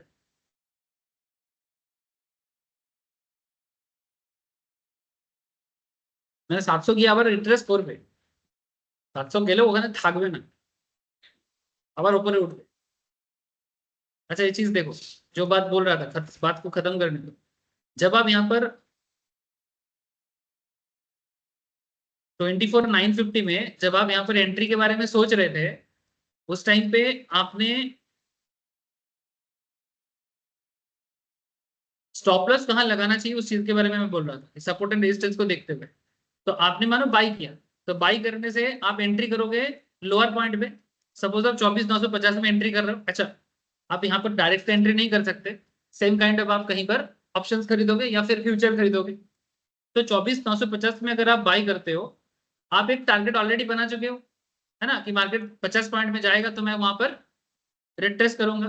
तो 24,000 तक आपका अगर टारगेट है, ठीक है, तो आप अपना स्टॉप लॉस से कहाँ लगाओगे? 24,000 के आसपास जो प्रीमियम जितना जा सकता है। सर ये कैसे कैलकुलेट होगा? सर मार्केट अगर 50 पॉइंट में मूव करता है ना, तो डेल्टा चेक कर लो, तो आपको पता चल जाएगा कि आपका प्रीमियम कितना पॉइंट में मूव कर सकता है। और वो आपको ऑप्शन ग्रीक से समझ में आ जाता है, जो लोग ऑप्शन ग्रीक जानते हो। ये सर नो, अगर आप एटीएम चूज करते हो तो 50 × 0.5 करना है, तो तब इसमें केस 25 पॉइंट पे मूव दे सकता है। एग्जैक्ट 25 अगर ना भी होता है, थोड़ा बहुत टाइम डी के काम करता है, तो 22-23 तो दे ही देगा। अगर मार्केट 50 पॉइंट में डाउन जाता है, ठीक है, तो उसके हिसाब से हो जाएगा। अब पॉइंट इज दैट कि आपका प्रीमियम मानो जितना भी 200 चल रहा था 225 जाएगा, तो इन दैट केस आप 225 में एक स्टॉप लॉस लगा सकते। क्यों? क्योंकि अगर मार्केट इसके ऊपर चला जाता है और आप अगर सॉरी अगर मार्केट यहाँ से रिट्रेस बैक करता है, आप बाई किए हो ना, तो मार्केट अगर आपके अगेंस्ट में जाते हैं तो आप स्टॉप लॉस लगाने से लोअर साइड में, तो अगर मार्केट बाद में नीचे आता है ना, तो आप एक सर्टेन लेवल में निकल सकते हैं। तो इसलिए लोग स्टॉप लॉस लगाते हैं और वो सपोर्ट एंड रेजिस्टेंस को देखते हुए लगा सकते हैं। इन दैट केस 24,950 में लगा। हाँ बोलो सर। सर हम तो नीचे में बाय किए थे, तो स्टॉप लॉस तो और नीचे में ना लगाएंगे, ऊपर हाँ में हाँ नहीं हाँ, ना। मैं नीचे ही लगाने का बात कर रहा हूँ। बोलते बोलते एक्चुअली मैं 2 पॉइंट को मिक्स कर दिया, आप लोगों ने समझा होगा। नीचे ही लगाऊंगा सर, कि मैं 24,950 में एंट्री लेने के बाद मैं सोच रहा था कि मार्केट ऊपर जाएगा, लेकिन मार्केट ऊपर नहीं गया। तो इन दैट केस आप जिस पॉइंट पे ट्रेड ले रहे थे, सपोज आप 24,950 में तो ट्रेड नहीं ले रहे थे, सपोज थोड़ा ऊपर ले रहे थे, इस पॉइंट पे ले रहे थे, तो आपको लग रहा है कि सपोर्ट बना हुआ है 24,930 में या 920 में, ठीक है, तो इन दैट केस आप 24,920 या 30 में सपोर्ट देख के वहां पर लगा सकते। और अगर आप शॉर्टिंग कर रहे हो तो आप अबव में करोगे, शॉर्टिंग जब आप करोगे तो 24,000 में आप शॉर्टिंग करोगे, तो इन दैट केस 24 में शॉर्टिंग करोगे तो आप ट्रेड ले रहे हो, तो आपका टारगेट क्या है कि मार्केट नीचे आएगा, लेकिन अगर मार्केट नीचे ना जाके अगर ऊपर की तरफ जाता है, तो आप यहाँ से थोड़ा ऊपर 24,030 पे आप अप्रोक्स स्टॉप लॉस लगा, ताकि अगर मार्केट अबव चला भी जाता है, अगर ज्यादा भी चला जाता है, तो आपको निकाल देगा ट्रेड। तो सपोर्ट रेजिस्टेंस आपको स्टॉप लॉस में भी हेल्प कर सकता है। Thank you Rajat ji. Rajat ji actually मेरा गलती पकड़ लिया, मैं बोलते बोलते नीचे का बता रहा था, ऊपर का दिखा रहा था, गलत बोल रहा था। Thank you sir. यस रजत जी आप सही पकड़े। अच्छा, तो यहाँ सर हम लोग कैंडल पैटर्न रिकॉग्नाइज कर लिए, सपोर्ट रेजिस्टेंस को यूज करना समझ लिए। For a long trade the pattern should around the support and for a short trade the high of the pattern should around the resistance. Volume should confirm ensure the above average volume on both buy and sell day. मैंने जब आप by करोगे या cell करोगे, volume above average होना चाहिए। Sir ये above average पता कैसे करें? उसको भी पता करने का तरीका कुछ ऐसा होता है, जब ट्रेड में एंट्री लिया जाता है तो आप ऐसे कलर देख के भी तय कर सकते हैं। हाँ मार्केट डेप्थ देख लो, বুঝতে পারবে ওটা তো একটা আছেই। मार्केट डेप्थ मैंने बेसिकली ये जो कहना चाहता है, ये जैसे मानो 23,900 पे अभी कितना ट्रेड चल रहा है, ठीक है,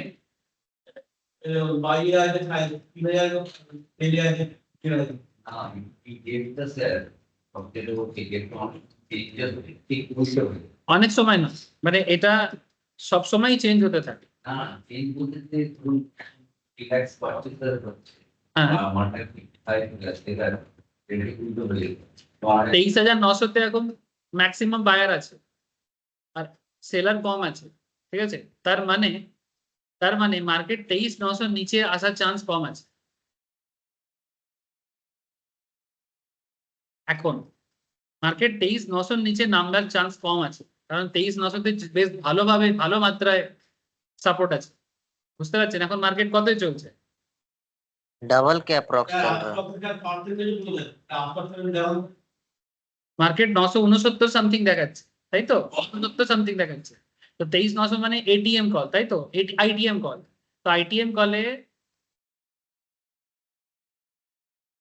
কলে মানে পুরো ডাবল চলছে, তার মানে মার্কেট আজ যাই এখন 23,900 দিকে আসার চান্সেস কম আছে, তার মানে মার্কেট আপার সাইডে যাওয়ার চান্সেসই বেশি, মানে 900 দিকে খুব একটা আসবে না, ঠিক আছে। এবারে তুমি 23,900 বদলে আরেকটা জায়গা চেক করো, 23,950 চেক করো।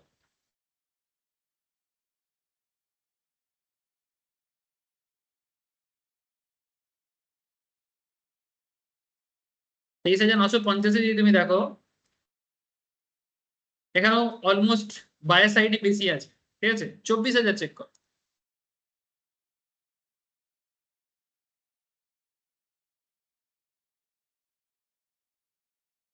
24,000 দেখো বায়ার সাইড বেশ বেশি আছে।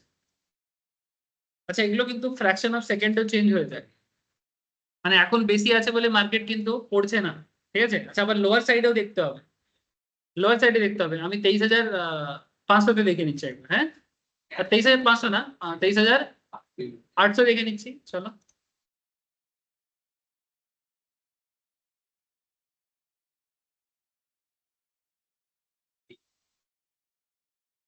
वो पी,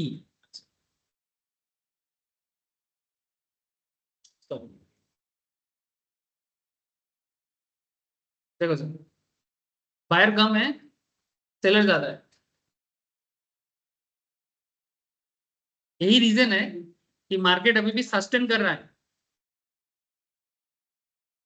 यही रीजन है कि मार्केट अपर साइड में सस्टेन कर रहा है, मैंने करंट जोन का जो अपर साइड है उसमें सस्टेन कर रहा है। और डिस्टेंस बहुत है 3 लाख 2 लाख रुपए हाँ। ये तो नहीं हाँ, ওটাই বোঝাচ্ছি। डिस्टेंस देखो, उधर तुम बाइंग जोन में देखो कि ज्यादा था, डबल था ऑलमोस्ट। इधर तुम देखो ऑलमोस्ट आसपास में मंडरा रहा है। ठीक है, जिस पॉइंट पे ये 3 लाख क्रॉस कर जाएगा, जिस पॉइंट पे ये 3 लाख क्रॉस कर जाएगा, उधर गिरना चालू हो जाएगा। तो माने मार्केट करेंटली दोनों एंगल से क्या है, टानाटानी चल रहा है, फाइट चल रहा है।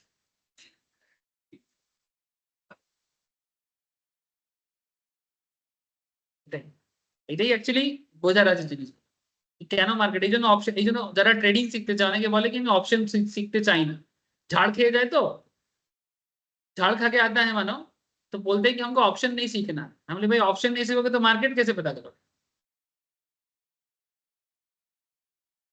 मार्केट पता कैसे करोगे? ऑप्शन ट्रेड मत करो अगर पसंद नहीं आता है तो, लेकिन ऑप्शन सीखो।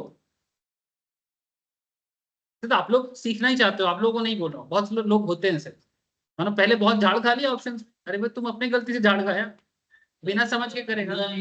हाँ? ठीक है, फिर वो आपको क्या बोल, हमको ऑप्शन करना ही नहीं है। हाँ, आप मुझे बस इंट्राडे सिखा दो। अरे भाई इंट्राडे सीखने के लिए भी तो ऑप्शन सीखना जरूरी है।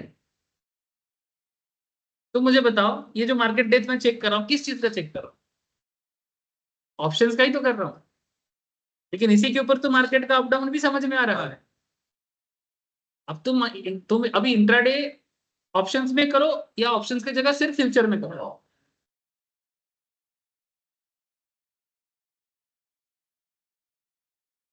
অবশ্যই সুবিধা হবে না, निश्चय सुविधा হবে।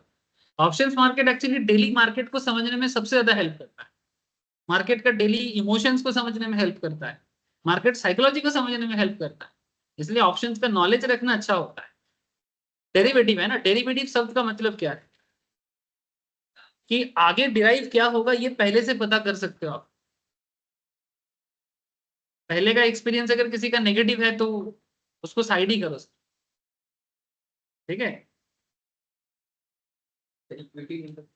इक्विटी मैंने शेयर को, इक्विटी का मतलब होता है, इंग्लिश टर्म है, इसका मतलब होता है कंपनी में ट्रू ओनरशिप। इक्विटी शेयर का मतलब होता है कंपनी में आपका ट्रू ओनरशिप। जब आप किसी कंपनी का शेयर परचेज करते हो तो उस कंपनी का ट्रू ओनरशिप आपको मिलता है, इसको इक्विटी शेयर बोलते हैं। एक और शेयर भी होता है, उसे प्रेफरेंस शेयर बोलते हैं। प्रेफरेंस शेयर में ट्रू ओनरशिप नहीं होता और प्रेफरेंस शेयर ट्रेड भी नहीं होता। ये जो ट्रेड होता है इक्विटी शेयर का ही होता है। अगर तुम रिलायंस का एक शेयर होल्ड करते हो तो तुम रिलायंस का एक शेयर का ट्रू ओनर हो। ट्रू ओनर का मतलब होता है कि कल अगर कंपनी लॉस भी खा जाता है, ठीक है, तो उस लॉस का भागीदार आप भी हो और आप कंपनी से पैसा क्लेम नहीं कर सकते कि मैंने आपको बिजनेस करने के लिए पैसा दिया था, आपके शेयर में पैसा लगाया था, अभी लॉस खा गए, लेकिन हमें अपना पैसा रिटर्न में चाहिए, ये कहने का राइट आपको नहीं। क्यों? क्योंकि आप इक्विटी शेयर होल्डर। अगर आप इक्विटी की जगह लोन होल्डर होते, कंपनी लॉस भी खा जाए, आप इंटरेस्ट मांगने के लिए रेडी हो। सर इक्विटी में अगर शेयर्स डूब जाता है हाँ तो उसका तो बुक वैल्यू मिलता है ना हम लोग को कम से कम। सर, वो लिक्विडेशन को, जैसे 2200 रुपया का शेयर हम खरीदे हैं, उसका हाँ, बुक वैल्यू 800 रुपया है, तो 800 रुपया तो मिलेगा ही मिलेगा। हाँ, वो आपको तब मिलेगा ना जब कंपनी लिक्विडेट होगा। जब कंपनी लिक्विडेट होगा माने जब कंपनी बंद होगा। क्या हो, रजत जी बोल रहे हैं कि अगर कंपनी बंद हो जाता, ठीक है, तो अगर कंपनी बंद हो जाता है, बिजनेस लॉस में जा रहे हैं, तो बिजनेस अगर लॉस में होगा तो पहले कंपनी अपना बार्डन चुकाएगा ना, उसके बाद कुछ बचेगा तो कुछ मिलेगा ना। मानो कंपनी का लोन इतना है, उसको देते देते कंपनी के पास कुछ बचा नहीं है, रजत जी बोल रहे हैं कि बुक वैल्यू जो है वो तो मिल जाएगा। अरे बुक वैल्यू बचेगा तब ना, पहले लोन देना है, इक्विटी शेयर क्लेम बाद में करेगा, सबसे लास्ट में। अगर सबको देने के बाद कुछ बचेगा तो इक्विटी शेयर। ऐसा नहीं कि नहीं बुक वैल्यू में मिल जाएगा, नहीं। लोन में आपका लोन मार्केट में है, मानो आपका बिजनेस का वैल्यूएशन 1 लाख का है, मार्केट में लोन है आपका 90,000 का, देने के बाद 10,000 बचा, वो 10,000 आप अपने बीच में डिस्ट्रीब्यूट कर सकते। लेकिन अगर मानो 1 लाख का लोन है और 1 लाख का लाइबिलिटी है, तो पहले वो रिपे करो, मानो 1 लाख का वैल्यूएशन से 1 लाख का लोन, वो रिपे करने के बाद क्या बचा, बाबा जी का ठुल्लू, कुछ नहीं मिलेगा। इक्विटी इसलिए बोलते हैं। प्रेफरेंस वाले थोड़ा क्लेम कर सकता है, इक्विटी से पहले कर सकता है, इसलिए प्रेफरेंस बोलते हैं। प्रेफरेंस माने prefer compare to equity, that's why preference. और लोन वाले ऑलवेज क्लेम कर सकते हैं, उसका पूरा क्लेम है, संपत्ति बेच के भी देना पड़ेगा। रिलायंस कम्युनिकेशंस का क्या हालत है, बिग बाजार का क्या हालत है, जेट एयरवेज का क्या हालत है, हजारों एग्जाम्पल्स। सर जैसे कोई कंपनी है सर, उसका जैसे प्रमोटर है, मतलब जैसे कोई कंपनी है सर, जल्दी बोल। जैसे कोई कंपनी है हाँ। तो उसका जैसे शेयर सबसे ज्यादा है जो प्रमोटर है, हाँ। ठीक है? तो गवर्नमेंट है जैसे उनको बोला है कि 6 महीने के अंदर में आपको शेयर को ये करना पड़ेगा, जैसे मतलब देना पड़ेगा पब्लिक को 75%, ऐसा कुछ है क्या सर? जैसे 75% देना होगा, अगर उससे नहीं दे रहे हैं तो गवर्नमेंट आपको जैसे जो सेबी है वो कुछ एक्शन ले सकता है, जैसे मार्केट में लिक्विड करना पड़ेगा, लिक्विडिटी लाना पड़ेगा। वो सेबी अपना रूल बनाता है मार्केट लिक्विडिटी के। अगर जैसे कोई कंपनी नहीं उसको फॉलो कर रहा है, ठीक है, तो मार्केट में वो नहीं छोड़ रहा था शेयर, इक्विटी को नहीं दे तो उसको ट्रेड से हटा देगा। सर, अचानक से वो इतना अगर ज्यादा करके बूम हो जाए, मतलब तब अचानक से ज्यादा उसका प्राइस बढ़ जाए, तो उसमें जैसे क्या अरे मैं तेरा जो क्वेश्चन है ना, वो थोड़ा डिफिकल्ट लेवल का क्वेश्चन, ठीक है, तो अभी बात करने ना तो तू समझ पाएगा, ठीक है। और अचानक से सर बढ़ जाए, ও বেসিক্যালি একটা মার্কেটে লিকুইডিটি মেইনটেইন সেবির একটা রুলস এর কথা বলছে, এটা এখানে প্রযোজ্যই নয়, মানে এটা অনেক ডেপথের কথা বলছে, এত ডেপথে এখন যাওয়ার দরকার, ছোড় দে বাদ में ভুলেगा। ও সেবি অনেক রুল বানায় কি এত টাকা মিনিমাম মার্কেটে রাখতে হবে, ঠিক আছে, এসব অনেক অন্য ব্যাপার, মানে অন্য জিনিস চলে যাচ্ছে, এত ডেপথে এখন যাওয়ার দরকার। अच्छा देखो, तो ये जो 4 चीज मैं आपको बोला, ये 4 चीज अभी तक हम लोगों ने सीखा है, ठीक है, और इसी चीज को कैसे यूज करना है वही चीज मैं आपको आज पूरा क्लास में डिस्कस किया। लेकिन अभी भी कुछ बाकी है क्या? हाँ सर, इंपॉर्टेंट लेवल में अभी भी कुछ चीजें बाकी हैं जो आपको बताना चाहिए, ठीक है। ये सब मैं ऑलरेडी समझा दिया प्रैक्टिकल। अब जो आगे मुझे आपको एक्चुअली बताना है ये बहुत इंटरेस्टिंग होने वाला है। एक्चुअली मैं सोचा था आज बताऊंगा, लेकिन आज आप लोग मुझे बहुत ज्यादा ये चीज में पागल कर रहे थे कि सर ट्रेड लेने के टाइम पे क्या देखना है नहीं देखना है, तो इसलिए मुझे सारा जो जो चीज अभी तक पढ़ चुके हैं उसके एप्लीकेशंस कैसे यूज करना है उसी में मैंने पूरा बात कर दिया। लेकिन नहीं तो मैं आज ये स्टार्ट कर देता। एक बहुत इंटरेस्टिंग ट्रेडिंग कॉन्सेप्ट है, इसका नाम है सर फिबोनाची या फिबोनाची, ठीक है। सर नाची बोलते हैं कि नाकी बोलते हैं, इसको लेके बहुत वाद विवाद है। हाँ, फिबोनाची, ठीक है, ठीक है, कोई कोई फिबोनाची भी बोलते हैं, ठीक है।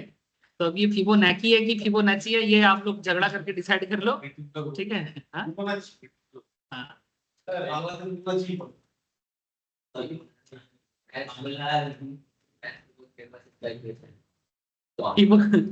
फिबोनाची नंबर्स भी होते हैं।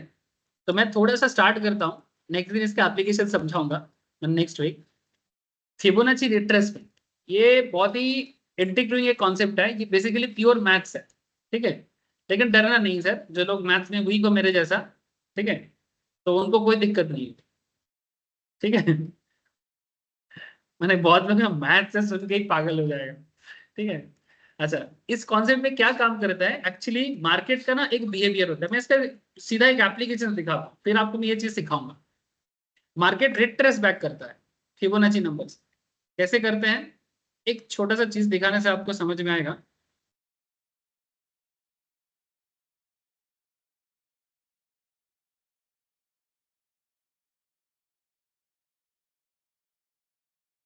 इसको काटते हैं, निफ्टी है ना, यहाँ पर जाओ, फिबोनाची इधर नहीं मिलेगा, इधर नहीं मिलता है फिबो आई थिंक मिलता है इधर।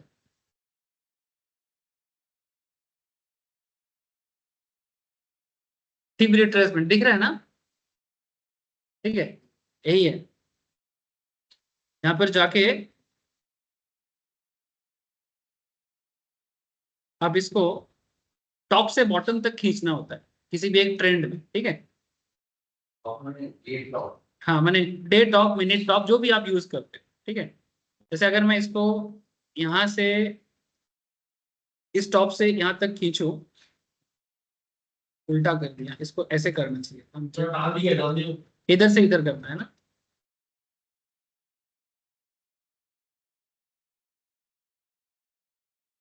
लोएस्ट पॉइंट से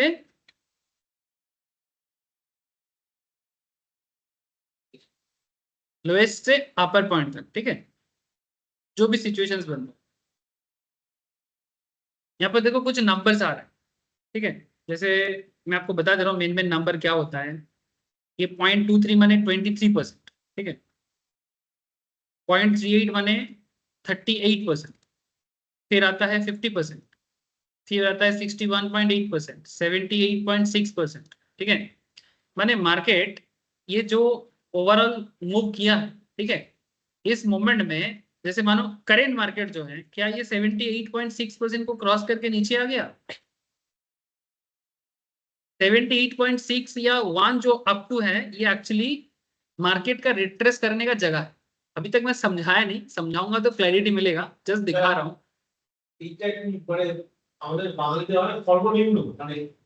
हाँ एतोटाई नीचे नाम है, माने बेसिकली मार्केट हर एक जगह से रिट्रेस बैक करता है। जैसे इसको ना थोड़ा और बेहतर जगह में मुझे लगा,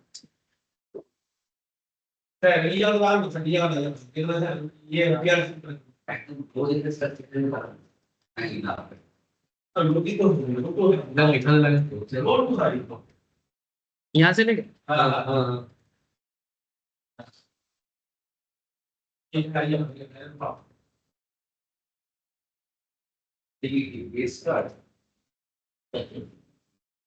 ये मिनट चार्ट है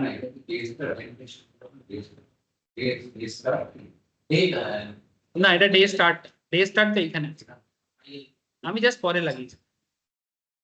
अब यहाँ पर क्या कॉन्सेप्ट है देखो कि मार्केट जब यहाँ हाईएस्ट पॉइंट पे पहुंचा है, उसके बाद देखो ये जब रिट्रेस बैक करता है ना, तो रिट्रेस बैक करके ना नॉर्मली उसका नॉर्मल जब यहाँ पर थोड़ा ज्यादा ही स्टीप डाउनफॉल हुआ है, लेकिन नॉर्मली अगर ये डे चार्ट में देखोगे या मिनट में मैंने लगाया, इसको अगर डे में लगाऊं या फिर आवरली चार्ट में लगाऊं, क्योंकि वहां पर मार्केट इतना स्टीप फॉल नहीं करता, ये मिनट में थोड़ा सा देखने को मिलता है।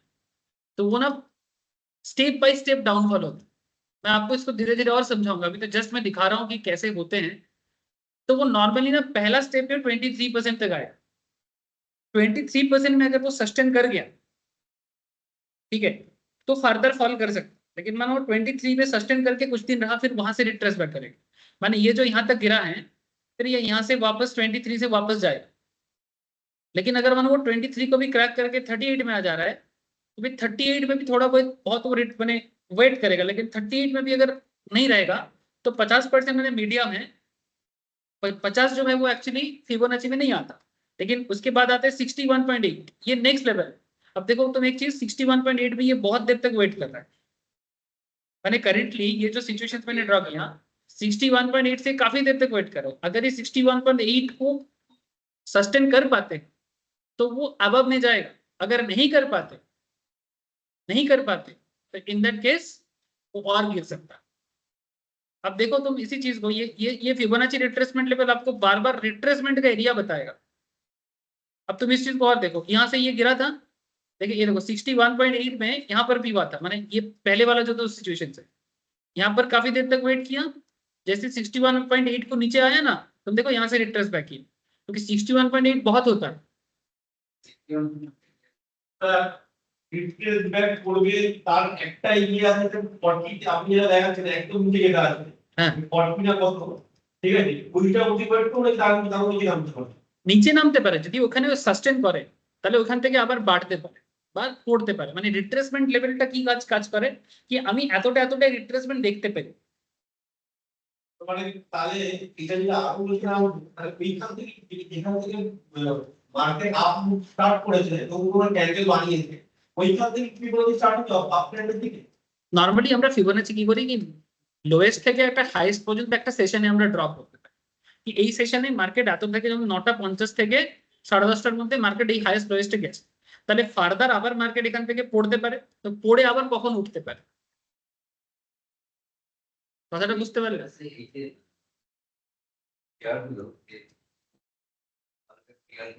নাম্বার হ্যাঁ ফিবোনাচি নাম্বারস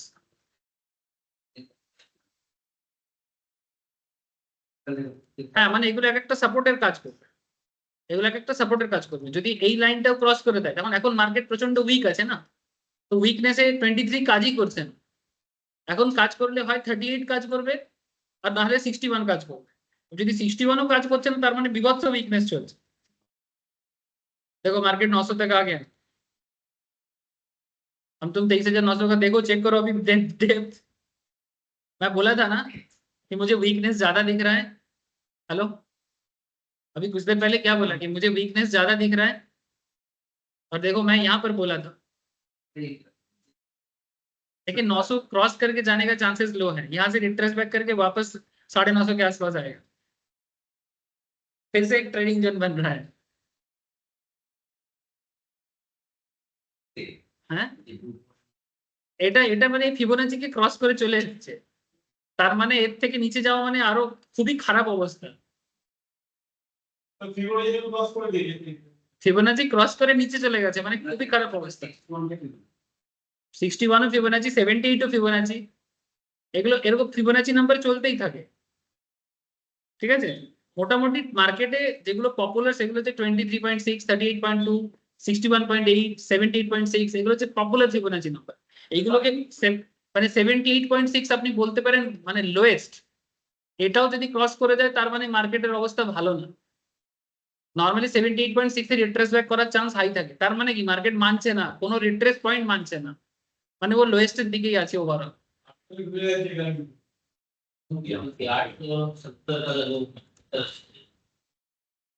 अब ये फिबोनाची कैसे काउंट करते हैं इसका क्या पीछे का साइकोलॉजी है ये मैं नेक्स्ट क्लास में ही समझा पाऊंगा ठीक है क्योंकि आज टाइम भी नहीं है बताने के लिए टाइम लगता है सर लेकिन आपको मैं दिखाया कि फिबोनाची कैसे काम करता है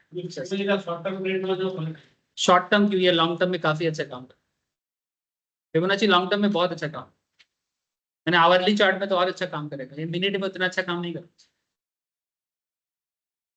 यहाँ से एक ट्रेड जोन बन रहा है आप लोग ऑब्जर्व करो यहाँ से ये फिर से एक 950 के आसपास जाने का कोशिश करें पूरा नहीं गिरेगा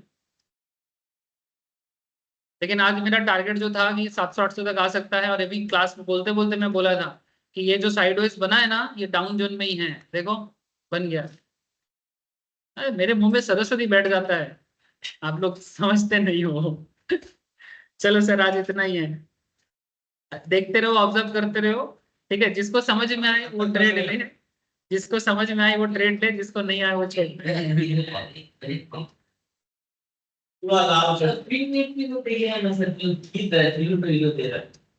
अरे जो निफ्टी का ये हालत है तो भीम का क्या होगा अभी सुन सुन जीरो टू हीरो का ना ऐसा कोई सिचुएशन अभी क्या है ना अभी मार्केट तुमको हीरो नहीं बना सकता बट हाँ अगर वो करंट सपोर्ट जोन में आ रहा है ना तो वहां से एक रिट्रेस बैक करके आपको हल्का दे सकते हैं जैसे मैं आपको बोल रहा हूँ कि यहाँ से तुम चेक करो जैसे तुम एमएससीडी लगाओ सर ठीक है RSI 5 हो गया RSI 5 हो गया RSI 5 हो गया মনে হচ্ছে উঠলে उठ पे यहाँ से एक बाइंग जोन बनेगा हम টিকতে পারলো না তার মানে কি মার্কেট বিভৎস উইক জোনে আছে ঠিক আছে তার মানে এখান থেকে আবার একটা রিট্রেস ব্যাক করবে ঠিক আছে কারণ সাপোর্ট ক্রস করে চলে এসেছে अब यहाँ पर हरामी बनाएगा चांसेस हाई है हरामी बना के ही उठेगा या तो हरामी या तो इंगल्फी अब देखो उठेगा सर यहाँ से वो फिर से एक बार 900 950 के पार जाने का कोशिश करे हाँ 23,500 तो टारगेट है ही इसका अगर 850 में आता है तो 900 टारगेट है 850 में आएगा तो 900 फिर वहां पर थोड़ा रहेगा फिर गिरेगा ऐसा करते करते 500 तक नहीं यहाँ से 900 जाएगा तुम देखो ठीक है सर थैंक यू क्यों, क्या है? छठ पूजा में छुट्टी नहीं है, दुर्गा पूजा दिवाली बहुत छुट्टी हो गई। Thank you sir. हाँ बाय सर, कल मिलते हैं। हाँ हाँ बाय बाय। हाँ नहीं नहीं, ओके बाय सर। ना ना ना,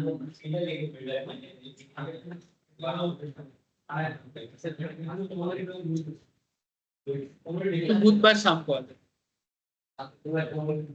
बस शाम को 7:15 को इकोनॉमिक्स क्लासेस स्टार्ट करेंगे।